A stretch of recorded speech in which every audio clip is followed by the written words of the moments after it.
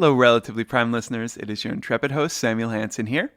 And it is time for the semi-final round of the big internet math-off from the Aperiodical. Now, the semi-final is featuring Matt Parker and Edmund Harris, and not me, even though I really was holding out some hope that they would just invite me back because of how great that Quaternions piece that I released, which would have been my quarterfinal entry last time around. But no matter. Edmund and Matt are both great. They've both been guests on Relatively Prime. So head on over to the aperiodical.com, check out their pitches, and vote for whichever one makes you happiest. But also, make sure to stick around and listen to this. What would have been my semifinal entry if I had received the votes to get there. Oh, stop it. Y'all are embarrassing me. Oh, wow. The semifinals. I cannot believe that I'm here. It's such a huge honor to have been voted here by all of you. Just one more step from being able to fight to become officially the world's most interesting mathematician. For the semifinal round, I want to talk to y'all about a major issue and how mathematics may help us better understand and fight it. That issue being gerrymandering. If you don't live in the United States, it's totally forgivable to have no idea what I'm talking about here. But if you do, then gerrymandering has likely caused you to lose sleep more than once. I know that it has for me. Gerrymandering was named after Elbridge Gerry. I know, but gerrymandering just sounds silly. So gerrymandering was named after Elbridge Gerry and a congressional district which slightly resembled a salamander that they signed into law as the governor of Massachusetts. Gerrymandering has come to be the blanket term for when a political party redraws a district in such a way that they benefit electorally. These benefits are primarily gained through packing, where a party draws a district so that all of their opponents' votes are concentrated in a small number of districts and therefore cannot meaningfully affect others, or cracking, which involves drawing districts to split up the opponent's votes amongst a bunch of districts so that they have less influence on any of them. Sadly, this has generally been considered to be totally legitimate, and beyond that, been considered to be smart political maneuvering in the United States, and it's been upheld as legal in courts, unless it can be proven that the gerrymandering was done based on race and not on partisanship. As you can probably guess, when districts have been gerrymandered, they can often come out looking weird. So weird that the worst offenders get nicknames, like Maryland's 3rd, the Praying Mantis, or Texas's 35th, the Upside-Down Elephant, or my personal favorite, Pennsylvania's 7th, Goofy-Kicking Donald Duck. So, of course, over the years, mathematicians have looked at these weird districts and wondered how they might help. Many of the early attempts relied on geometric and topological ideas, such as compactness and convexity, and some of those got as interesting names as the districts, like this one that David Austin told me about. So what you do in this case is you choose two random people in the congressional district, and you look at the length of two paths joining them. So the first path that you look at is the shortest path between them that does not leave the district. The second path is the shortest path between them that does not leave the state. So you look at the ratio, and you take the average of those over all the people in the state.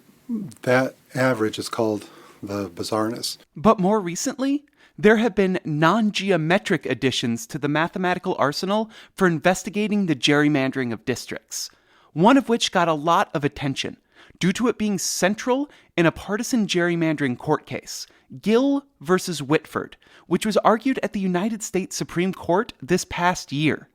This measure is called the efficiency gap, and it was developed by Eric McGee. So the efficiency gap is you have this idea of wasted votes, again, which is votes that are cast that do not immediately contribute to wins and losses. The efficiency gap just sums up all of the wasted votes for each party, takes the difference between them, and to facilitate comparisons across redistricting systems, it divides by the total number of votes cast. So it's just a simple balance between wasted votes. Disappointingly, the Supreme Court punted on that case and didn't make a decision either way. So we still don't know how the court feels about the efficiency gap. Both bizarreness and the efficiency gap are trying to determine whether or not a single district has been gerrymandered. But that's not the only way to look at this problem, which is really a problem about fair elections. Instead of looking at single districts, you can look at the election as a whole. Let's randomly choose new redistrictings and then rerun the 2012 elections exactly as they happened. That is to say, each voting precinct votes in the same way it did in the actual election. And all we change is which voting precincts are in which congressional district. And we would randomly draw these. That was Jonathan Mattingly, who along with Christy Vaughn, did this exact analysis for the state of North Carolina. No matter how you drew the district boundaries, we saw more Democrats elected under our randomly chosen district boundaries. So even though there were 4 elected back in 2012, our randomly chosen districtings had 6, 7, or 8 Democrats elected. With 7 being the most likely. Did you have any cases where you actually had 4? Never. Never. That does show a problem. Yeah. That problem being, It was so unlikely in our model that you would ever end up with 4 that if you had a system that gave 4, you have to assume that it was designed to do so. so we have measures for whole elections and for single districts, which is pretty strong work from mathematics. But where can we go from here? Just how can mathematics fight against something as insidious and integrated into United States politics as gerrymandering? The more engaged you get with how, the American democratic sausage is made, the more you realize that you have to understand the legal framework, you have to understand the politics, you have to fit all those things together and kind of make the math work with the avenues for change that exist. This is why Moon Dushan created the Metric Geometry and Gerrymandering Group, or MGGG, a group of mathematicians who are not only researching how geometry and computing can be applied to United States redistricting, but have also put together conferences across the country, which train mathematicians to become expert witnesses for gerrymandering court cases, help mathematical educators create curricula designed around redistricting, and have hackathons to create software for scoring and analyzing district plans.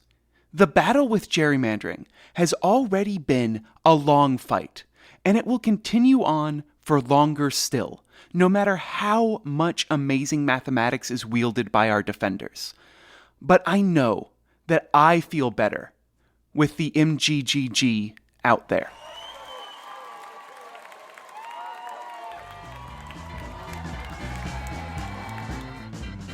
That is all the time we have for this match in the Big Internet Math-Off. If you want to know more about the mathematics of gerrymandering or about the music and effects used in this match, you can check out the links under the player on the Aperiodical or on relprime.com. Or you can listen to the 2 different Relatively Prime episodes Samuel has done about gerrymandering and the mathematics of politics. You can find them at relprime.com/Mathematistan and relprime.com/redistrict. Thank you for your votes, but really make sure that those votes are for Samuel Hansen, because if you don't, you will miss out on a story of hubris, artificial intelligence, death, and checkers in the final. So vote now, vote often, and of course, have a math-orific week!